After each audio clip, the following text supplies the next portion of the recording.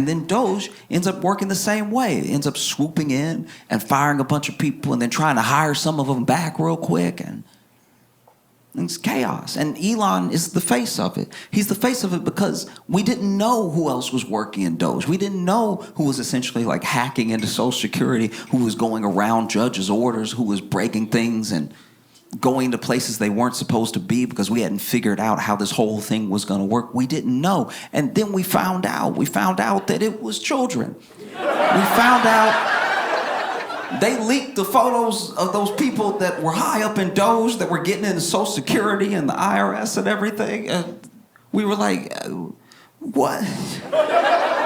Fresh out of school, I saw one kid's picture who was like high up in Doge doing all the breaking in and stuff. And I was like, Peter Parker?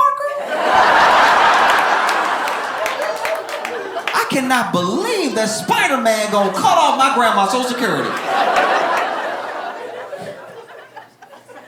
So I don't think anyone saying like there's no waste, but it's what you cut and how you cut it. You know,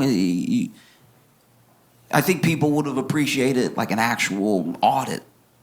They said that they did one, but usually when you do an audit and you really account for the waste and you really account for what jobs you do and don't need, you don't have to hire anybody back, you know?